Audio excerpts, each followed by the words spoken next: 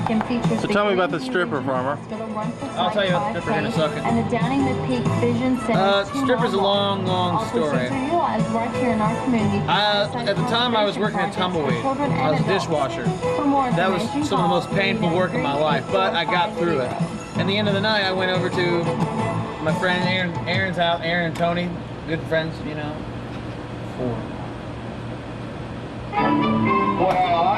Scared me to death. Anyway, Bert, I ain't seen you. I went to their house just to see what was going on. I didn't really expect anything. So I drove up and they said, "Hey, we're having a bachelor party. There's a stripper.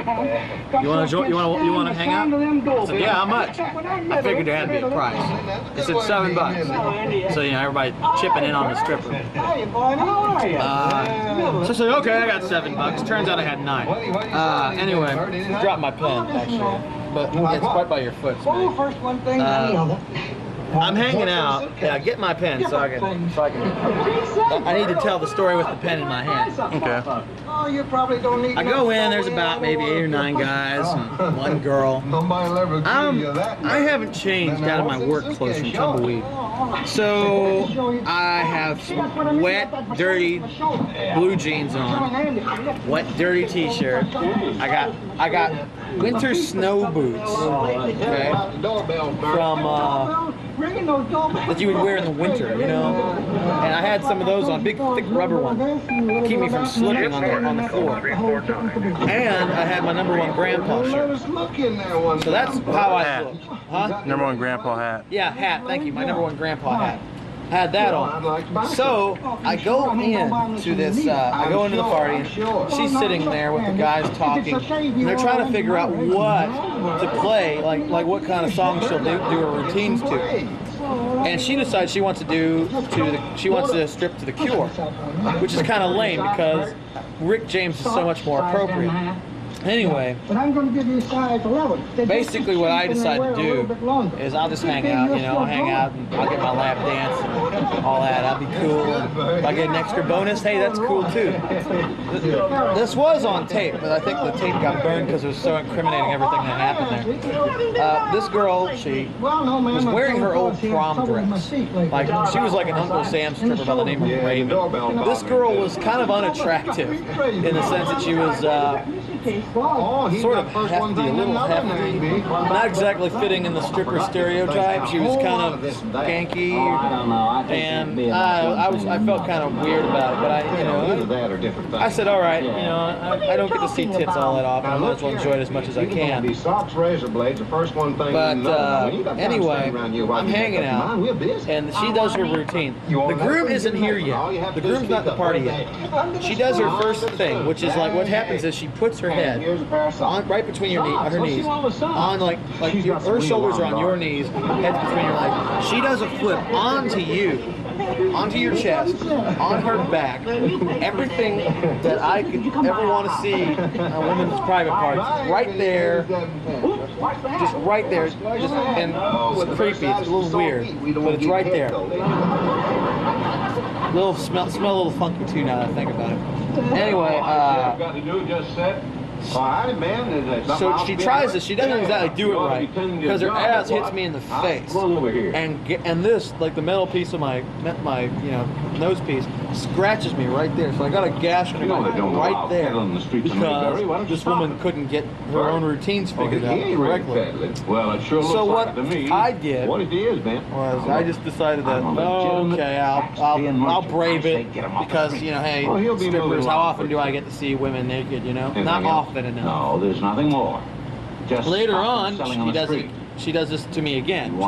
She does the line. She does like a line for everybody. She does like a little thing for everybody. Comes back to me. Does it again. Okay.